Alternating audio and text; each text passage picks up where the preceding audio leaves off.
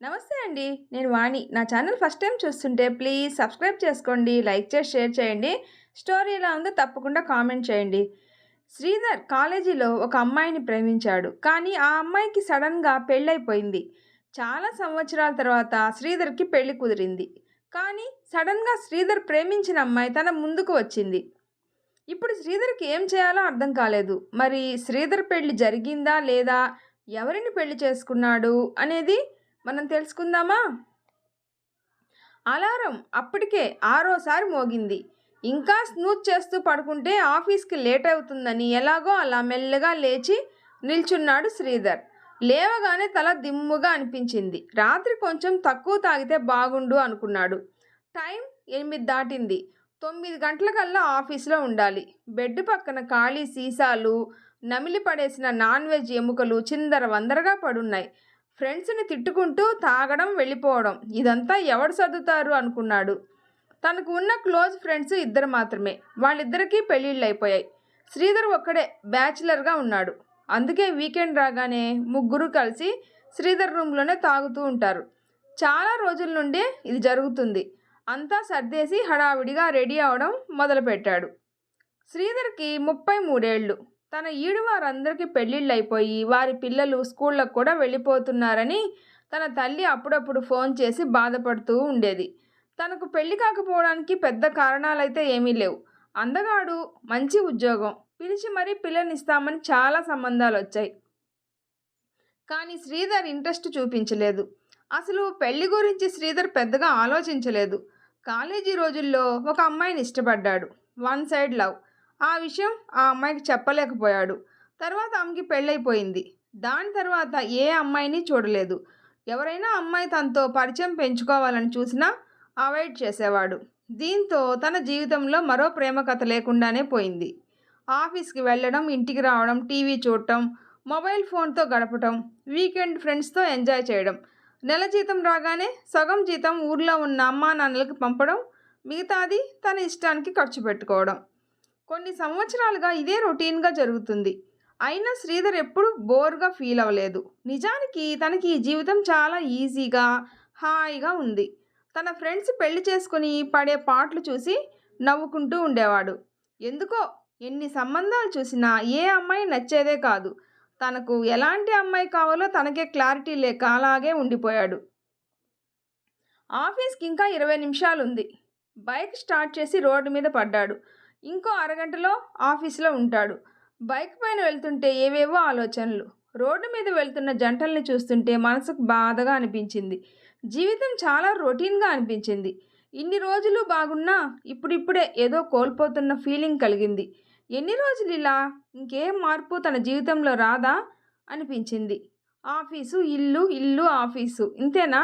ఎందుకో ఆఫీస్కి వెళ్ళబుద్ధి కాలేదు. వెంటనే బైక్ సైడ్కి తీసుకొని హెచ్ఆర్కి కాల్ చేసి ఆ రోజు హెల్త్ బాగోలేదని లీవ్ తీసుకున్నాడు.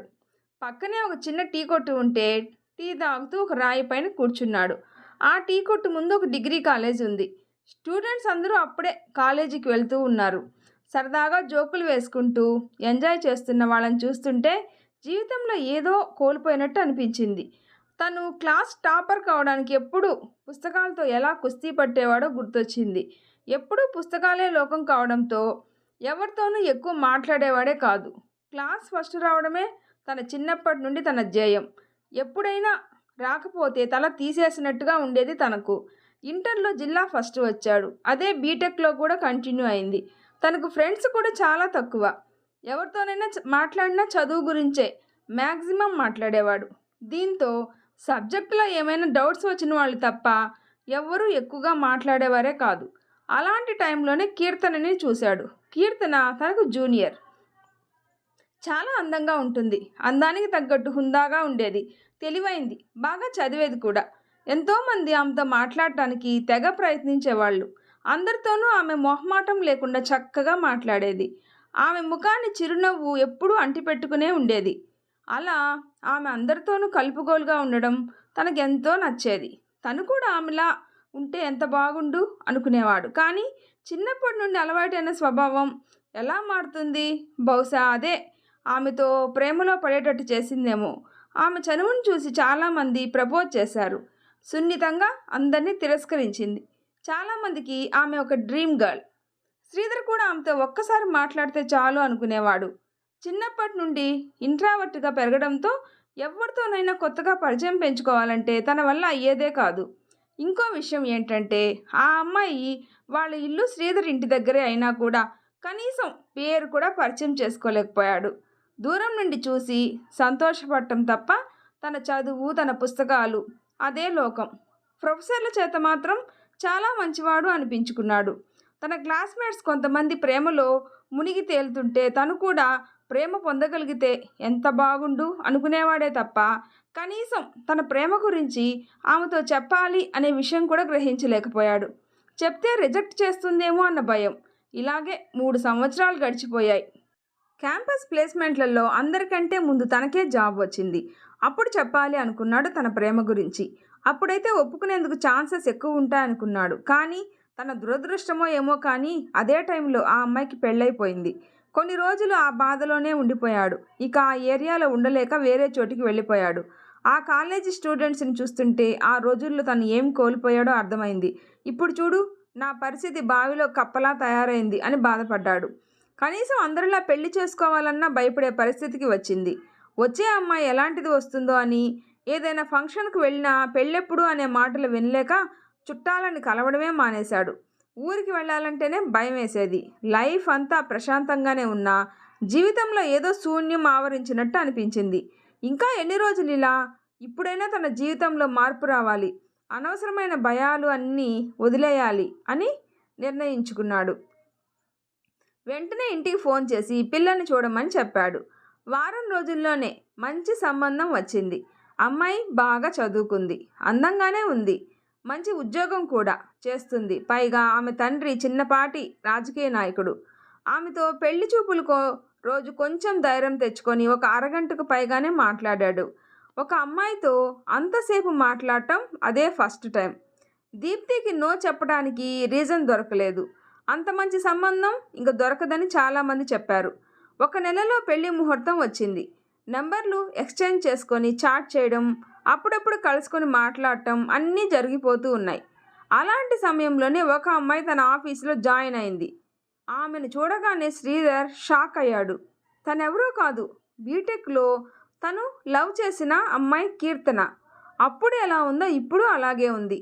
ఆమెను దూరం నుండి చూస్తున్నాడు కానీ దగ్గరికి వెళ్ళి పలకరించాలంటే ఏదో మొహమాటంగా ఉంది తనకు. ఎందుకో ఆ రోజు తనకు పని చెయ్యాలి అనిపించలేదు. కాఫెటేరియాలో కూర్చొని కాఫీ తాగుతూ ఏదో ఆలోచిస్తూ ఉన్నాడు. ఇంతలో కీర్తన వచ్చి తన ముందు కూర్చుంది. శ్రీధర్ అవాక్కైపోయి అలాగే చూస్తూ ఉండిపోయాడు. హాయ్, మీరు నన్ను గుర్తుపట్టారా అంది నవ్వుతూ. ఆ అన్నాడు అయోమయంగా. I think you don't recognise me. యాక్చువల్గా నేను బీటెక్లో మీ జూనియర్ని. ఇంకో విషయం ఏమిటంటే నేను మీ పక్క వీధిలోనే ఉండేదాన్ని. చాలాసార్లు మిమ్మల్ని పలకరించాలని చూసినా మీరు నన్ను పట్టించుకోలేదు. చదువులో మీరు టాపర్ కదా, ఏమైనా డౌట్స్ వస్తే అడుగుదామని ట్రై చేశాను. కానీ మీరు ఎప్పుడూ బిజీగా కనిపించేవారు. అందుకే మిమ్మల్ని డిస్టర్బ్ చేయలేదు చెప్పుకుంటూ పోతుంది కీర్తన. శ్రీధర్కి అది కలో నిజమో అర్థం కావట్లేదు. ఛా, అప్పుడే ఆమెతో పరిచయం అయి ఉంటే తన లైఫ్ వేరేలా ఉండేదేమో. అయినా అమ్మాయి పలకరించినా పట్టించుకోనంత ఏం వెలగబెట్టాను ఆ టైంలో అని తనను తానే తిట్టుకున్నాడు. ఇంతకీ మీరు నన్ను గుర్తుపట్టారా లేదా? నాకు మాత్రం మిమ్మల్ని ఇక్కడ చూడగానే సర్ప్రైజ్గా అనిపించింది. అందులోనూ మన టీంకి లీడ్ మీరే అంటగా. అందుకే కొంచెం పరిచయం చేసుకుందామని ఇలా. కీర్తన కొంచెం ఎగ్జైటింగ్గా అనింది. గుర్తుపట్టాను. నా టీం అని తెలిసి నేనే మిమ్మల్ని పలకరిద్దాం అనుకున్నాను అన్నాడు శ్రీధర్ చిన్నగా. అమ్మయ్య, ఇంకా నాకు ఏ డోకా ఉండదు. అసలే కొత్త కదా, ఈ ఎన్విరాన్మెంట్కి ఎలా అడ్జస్ట్ అవుతానో అనుకున్నా. పైగా మీరే టీం లీడ్ కాబట్టి వర్క్ ప్రెషర్ కూడా ఉండదనుకుంటా. Of course I am a hard worker. మిమ్మల్ని ఏం ఇబ్బంది పెట్టనులేండి. ఇంకా ఎలా ఉన్నారు? కీర్తన అలా నవ్వుతూ మాట్లాడుతూ ఉంటే అలాగే చూస్తూ ఉండిపోయాడు. అప్పటికే ఇప్పటికీ ఆమె ముఖంలో చిన్న మార్పు కూడా లేదు. అదే ఎనర్జీ, అదే ఉత్సాహం, అదే చిరునవ్వు.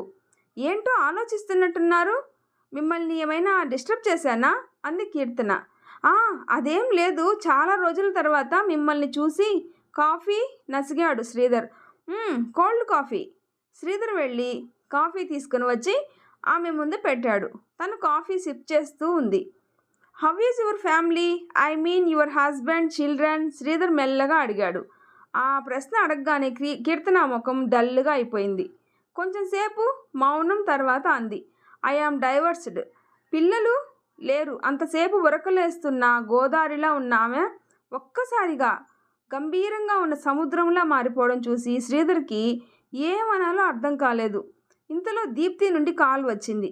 ఎందుకో ఫోన్ లిఫ్ట్ చేయాలి అనిపించలేదు. కానీ పొద్దున చాట్ చేస్తూ లంచ్ టైంకి కాల్ చేస్తా అన్నాడు. లిఫ్ట్ చేయకపోతే బాగోదు అని లిఫ్ట్ చేసి కీర్తనాని ఎక్స్క్యూజ్ అడిగి కొంచెం పక్కకెళ్ళి దీప్తితో ఏదో హడావిడిగా 4 మాటలు మాట్లాడి తిరిగి వచ్చి చూశాడు. కీర్తన అప్పటికే అక్కడి నుండి వెళ్ళిపోయింది. శ్రీధర్ మూడు మొత్తం పాడైపోయింది. ఆ రోజు ఆఫీసులో మొత్తం కీర్తన గురించే తన ఆలోచనలు సాగాయి. మరుసటి రోజు మీటింగ్ ఉండటం, ఆఫీసులో పని ఎక్కువగా ఉండటం వల్ల కీర్తన కనిపించినా పెద్దగా మాట్లాడలేకపోయాడు. ఆ రోజు సాయంత్రం లేట్ అయింది. పార్కింగ్కి వెళ్ళి బైక్ స్టార్ట్ చేయడానికి ప్రయత్నించాడు. ఎంతకీ స్టార్ట్ కాలేదు. అలాగే దానితో తంటాలు పడుతూ కొద్దిసేపు ఉన్నాడు. ఇక లాభం లేదు అనుకొని క్యాబ్ బుక్ చేద్దాం అనుకొని మొబైల్ బయటికి తీశాడు. ఇంతలో వెనక నుండి కీర్తన వచ్చి ఎనీ ప్రాబ్లం అంది. అవునండి, బైక్ స్టార్ట్ కావడం లేదు. ఈ మధ్య ట్రబుల్ ఇస్తుంది. మెకానిక్కి చూపిద్దాం అనుకుంటుంటే టైమే దొరకట్లేదు అన్నాడు శ్రీధర్. పోనీ నా స్కూటీ మీద వస్తారా? మీ ఇల్లు నేను వెళ్ళే దారిలోనే కదా. అంటే నిన్న చూశాను. అంటే క్యాబ్ బుక్ చేద్దాం అనుకుంటున్నా. మీకెందుకు అనవసరమైన శ్రమ? నాకేం శ్రమ లేదు, దారిలోనే కదా. మీకు ఇబ్బంది లేకపోతేనే. నాకేం ఇబ్బంది లేదు, మీకే ఇబ్బంది ఏమో అని. నాకు అలాంటి అనవసరమైన ఇబ్బందులేం లేవులేండి. అయితే పదండి అప్రయత్నంగా అన్నాడు శ్రీధర్. చల్లని గాలిలో ఒక అమ్మాయి బైక్ పైన అలా వెళ్తుంటే శ్రీధర్ మనసు గాల్లో తేలిపోతున్నట్టు అనిపించింది. కీర్తన పెర్ఫ్యూమ్ వాసన ఆ ఫీలింగ్ని ఇంకా ఎక్కువ చేస్తుంది. కానీ నీకు పెళ్ళి ఫిక్స్ అయింది, ఇలాంటివి కుదరవు అన్న వార్నింగ్ ఇచ్చినట్టు దీప్తి నుండి వాట్సాప్ మెసేజ్ వచ్చింది. Where are you? On the way to home reply ఇచ్చాడు. Why late? Heavy office work. Are you not driving? Yeah, my bike got trouble. శ్రీధర్కి ఇక చాట్ చేయాలనిపించలేదు. Yeah, my mobile battery is very low. Call you after reaching home అని chatting అక్కడితో ఆపేశాడు. కీర్తనతో ఏదైనా మాట్లాడాలి అనిపించింది. కానీ ఎలా మొదలు పెట్టాలో అర్థం కాలేదు. ఎవరితోనో చాటింగ్ చేస్తున్నట్టున్నారు అంది కీర్తన. ఫ్రెండ్తో. ఓ అవునా? మీరు మీ ఆవిడని ఎప్పుడు నాకు పరిచయం చేస్తారు? ఈ ఏరియాకి కొత్త కదా. మీ ఆవిడని పరిచయం చేస్తే మేమిద్దరం ఫ్రెండ్స్ అవుతాం. ఎవరూ పరిచయం లేక ఒకటే బోర్ కొడుతుంది అంది కీర్తన. అంటే నాకు ఇంకా పెళ్ళి కాలేదు నసిగాడు శ్రీధర్. వాట్? ఇంకా పెళ్ళి కాలేదా? అదేంటండి, ఏదో తప్పు చేశాను అన్నట్టు అలా అన్నారు. ఓ సారీ, జనరల్గా ఈ ఏజ్లో అందరికీ పెళ్ళై పిల్లలు కూడా ఉంటారు కదా, అందుకే అలా అన్నా. అంటే చేసుకోవాలి అనిపించలేదు అందుకే. మరి ఎప్పుడు చేసుకుంటారు? ఆల్రెడీ పెళ్లి సంబంధం కుదిరింది. నెక్స్ట్ మంత్ నా పెళ్ళి. Hey congrats. అయితే మీ భార్యని నీ పెళ్ళికి ముందే పరిచయం చేయాలి. అలాగే. నాకు ఎవరితోనూ మాట్లాడకుండా గమ్మున ఉండడం అసలే ఇష్టం ఉండదు. ఏదో ఒకటి వాగుతూనే ఉంటాను. చిన్నప్పటి నుండి ఇలా అలవాటైపోయిందిలేండి. మీకు కాబోయే ఆవిడ్ని పరిచయం చేస్తే కొంచెం రిలీఫ్ అవ్వచ్చు. శ్రీధర్ స్కూటీ మిర్రర్లో కీర్తన ముఖం చూస్తూ ఆమె చెప్పేది వింటూ ఉన్నాడు. ఇంత మంచి అమ్మాయి విడాకులు ఎందుకు తీసుకోవాల్సి వచ్చిందో అనుకున్నాడు. అడగాలా వద్దా అని కొంచెం సంశయించి, నువ్వేం అనుకోనంటే నేను ఒక విషయం అడగొచ్చా అన్నాడు. మీరు విడాకులు ఎందుకు తీసుకోవాల్సి వచ్చిందో తెలుసుకోవచ్చా? మీకు ఇబ్బంది లేకపోతేనే చెప్పండి మొహమాట పడుతూ అన్నాడు. ఇబ్బంది ఏం లేదులే, ఈ పాటికి చాలామందికే చెప్పానులే, అలవాటైపోయింది. రేపైనా మీకు చెప్పాల్సిందే కదా. నాకు పిల్లలు పుట్టరు. నా గర్భసంచిలో ప్రాబ్లం ఉండి తీసేశారు. అందుకే నన్ను విడిచిపెట్టి వేరే అమ్మాయిని పెళ్లి చేసుకున్నాడు. మా అత్తమామలు కూడా ఆయనకే సపోర్ట్ చేశారు. ఇంకేం చేస్తాం? అదేం నాకు పెద్ద ప్రాబ్లంగా అనిపించట్లేదే. పిల్లల కోసం చాలా సైంటిఫిక్ మెథడ్స్ కూడా ఉన్నాయి కదా, పెద్ద ప్రాబ్లం కాదా? ఇవాళ రేపు ఎంత సిల్లీ రీజన్స్కి విడాకులు తీసుకుంటున్నారో తెలుసా? వాటితో పోలిస్తే నాది పెద్ద ప్రాబ్లమే. అయినా మీ హస్బెండ్కి మీ మీద లవ్ ఉంటే అదేం పెద్ద ప్రాబ్లం కాకపోయి ఉండేది. లవ్వా? నవ్వింది. ఏమైంది? లవ్ అంటే నవ్వొచ్చింది. నాకు చాలామంది లవ్ ప్రపోజ్ చేశారు. నేను ఎవరిని యాక్సెప్ట్ చేయలేదు. కాలేజీలో ఉండగానే మంచి సంబంధం అని నాకు పెళ్లి చేసేశారు. ఆయనకి బిజినెస్, ఫ్రెండ్స్ తప్ప ఏమీ పట్టేదే కాదు. ఇంట్లో ఫ్రిడ్జి, టీవీ, ఏసీ లాగా నేను కూడా ఒక వస్తువునే తనకి. బైక్ వేగం పెంచింది తను. ఒక అపురూపమైన అందమైన అమ్మాయిని ఇంట్లో పెట్టుకొని ఆమె విలువ తెలుసుకోలేకపోయాడు వెధవ అనుకున్నాడు మనసులో. ఎంతోమంది కళ్ళ రాణిని ఇంట్లో పెట్టుకొని ఒక వస్తువులాగా చూస్తాడా? ప్రేమించే హృదయం అందరికీ ఉండదు కదా. దేవుడికి ఎవరికి ఏమి ఇవ్వాలో తెలియదు. ఇలా ఏదో ఆలోచిస్తూ ఉన్నాడు. ఇంతలోనే శ్రీధర్ ఇల్లు వచ్చేసింది. శ్రీధర్ ఈ లోకంలోకి వచ్చి ఇక్కడ సైడ్కి ఆపండి అన్నాడు. బైక్ దిగి థ్యాంక్స్ చెప్పాడు. సారీ, నా పర్సనల్ విషయాలు చెప్పి బోర్ కొట్టించానా? నవ్వుతూ అంది కీర్తన. అదేం లేదులేండి అన్నాడు ఆమె నుదురు మీద చిరుచెమటను చూస్తూ. స్ట్రీట్ లైట్ వెలుతురులో మెరుస్తున్న ఆ చెమట బిందువులు ముత్యాల్లాగా అనిపించాయి తనకు. Okay bye, good night. Bike reverse చేస్తూ అంది తను. Good night. కీర్తన వెళ్ళిపోతుంటే అలాగే చూస్తూ నిల్చుకున్నాడు. రాత్రంతా శ్రీధర్కి నిద్రే పట్టలేదు. దీప్తి ఫోన్ చేసినా కూడా లిఫ్ట్ చేయలేదు. ఇదేంటి, తను కీర్తనతో మళ్ళీ ప్రేమలో పడిపోతున్నాడా? ఈ టైంలో ఇది కరెక్టేనా? అందరూ ఏమనుకుంటారు? అందరి గురించి వదిలేసినా దీప్తికి తెలిస్తే తన గురించి ఏమనుకుంటుంది? ఇలా రకరకాలుగా ఆలోచిస్తూ ఉండిపోయాడు. రోజులు గడుస్తున్న కొద్దీ శ్రీధర్కి భయం పెరగడం మొదలైంది. కీర్తన తన జీవితంలోకి రాకపోతే దీప్తిని పెళ్లి చేసుకునేవాడిని కదా అని సర్ది చెప్పుకుందాం అనుకున్నా దేవుడే తన కోసం కీర్తనని తన ఆఫీస్కి పంపాడు అని మనసు మళ్ళీ మళ్ళీ చెప్తుంది. ఇక ఏదో ఒకటి తేల్చుకోకపోతే జీవితాంతం బాధపడాల్సి వస్తుంది అని నిర్ణయించుకున్నాడు.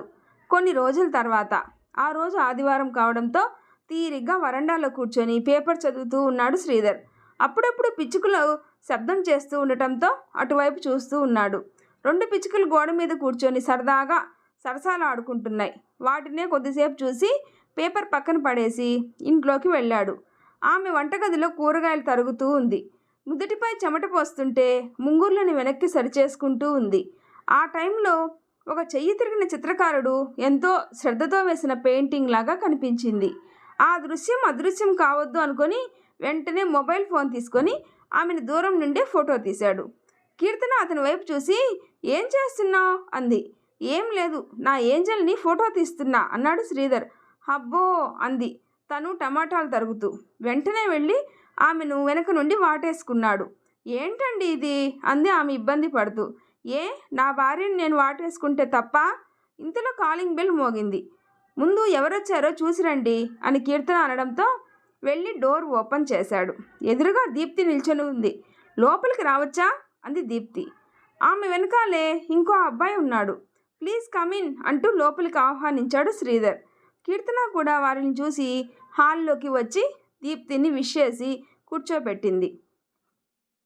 తను సురేష్, నెక్స్ట్ వీక్ మా మ్యారేజ్ ఉంది, మీరిద్దరు తప్పకుండా రావాలి అంటూ పెళ్లి పత్రిక తీసి వారి చేతిలో పెట్టింది దీప్తి. ఓ కంగ్రాట్స్, తప్పకుండా వస్తాం అంది కీర్తన. కొద్దిసేపు మాట్లాడాక వాళ్ళిద్దరూ వెళ్ళిపోయారు. దీప్తి చాలా మంచి అమ్మాయి కదండి. నా వల్ల తన పెళ్ళి ఆగిపోయినా కూడా అవేమీ మనసులో పెట్టుకోకుండా తన పెళ్ళికి ఇన్విటేషన్ తెచ్చిచ్చింది అంది కీర్తన. అవును అన్నాడు శ్రీధర్.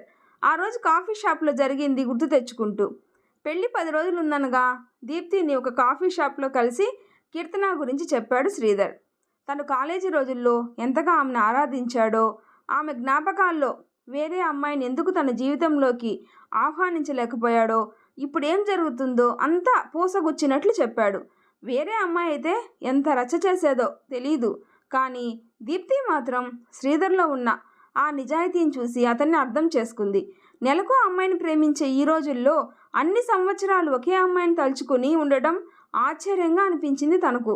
ఆ టైంలో తనకు గుర్తొచ్చిన ఒకే ఒక వ్యక్తి సురేష్. సురేష్ గుర్తుకు రాకపోయి ఉంటే బరస్ట్ అయిపోయి వేరేలా ప్రవర్తించేదేమో. సురేష్ కూడా 6 సంవత్సరాల నుండి తనకు ప్రపోజ్ చేస్తూనే ఉన్నాడు, కానీ ఎప్పుడూ ఇబ్బంది పెట్టేలాగా ప్రవర్తించలేదు. సురేష్ ఇల్లు వాళ్ళ వీధి చివరిలో ఉండేది. మొదట్లో ఆటో నడుపుకునేవాడు. అక్కడే తనతో పరిచయం అయింది. ఆ తర్వాత కారు కొనుక్కొని క్యాబ్ నడిపాడు. ఇప్పుడు సొంతంగా 4-5 కార్ల వరకు కొని రెంట్కి ఇస్తున్నాడు. కష్టపడే తత్వం కలవాడు. పైగా ఏ చెడు అలవాట్లు లేవు. నీ ఇన్స్పిరేషన్తోనే జీవితంలో పైకి రావాలని నిర్ణయించుకున్నాను అని ఎప్పుడూ చెప్తుంటాడు. దీప్తి ఐఐఎంలో MBA చేసింది.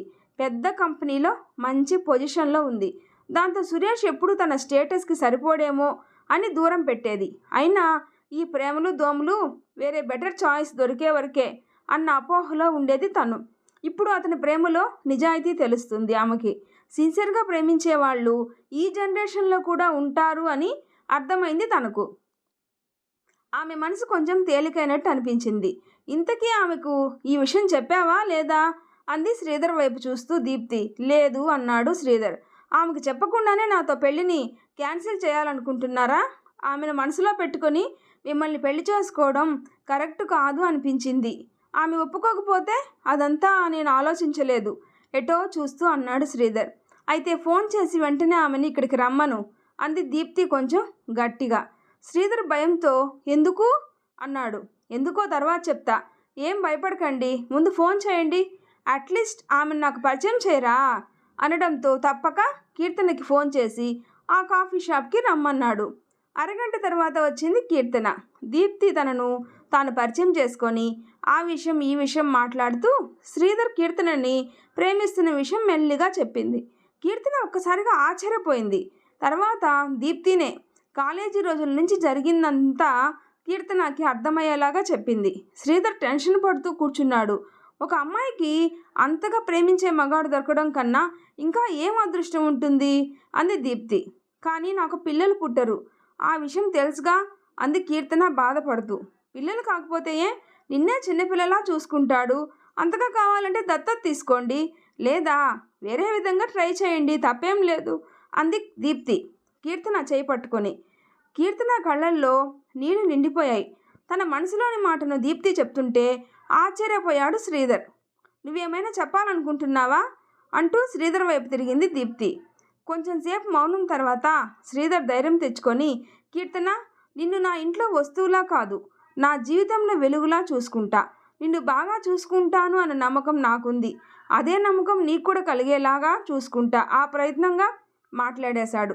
దీప్తి కీర్తన వైపు తిరిగి, ఒక ఆడదాని మనసు ఆడదే అర్థం చేసుకుంటుంది అంటారు, కానీ మగాడి మనసు కూడా ఆడది అర్థం చేసుకుంటే ఆమె జీవితం ఇంకా బాగుంటుంది. నా పెళ్లి గురించి ఆలోచించుకు, మా నాన్నకు నేనంటే చాలా ఇష్టం, ఆయన్ని కన్విన్స్ చేయడం నాకు పెద్ద విషయం కాదు, శ్రీధర్ నీకు మంచి మ్యాచ్, ఆలోచించుకో అంటూ లేచి ఆల్ ది బెస్ట్ అంటూ ఇద్దరికి షేక్ హ్యాండ్ ఇచ్చి అక్కడి నుండి వెళ్ళిపోయింది. కొన్ని రోజులకి కీర్తన శ్రీధర్తో పెళ్లికి ఓకే చెప్పింది. అదంతా గుర్తు తెచ్చుకొని శ్రీధర్, దీప్తి లాంటి మంచి అమ్మాయిలకి అంతా మంచిగా జరగాలి కీర్తన అంటూ మనస్ఫూర్తిగా కోరుకున్నాడు. ఇందాక ఎక్కడో ఆపాం అంటూ కీర్తనని మళ్ళీ దగ్గరకు తీసుకున్నాడు. నా వీడియో నచ్చితే ప్లీజ్ లైక్ చేసి షేర్ చేయండి, సబ్స్క్రైబ్ చేసుకోండి. స్టోరీ ఎలా ఉందో తప్పకుండా కామెంట్ చేయండి. Thanks for watching.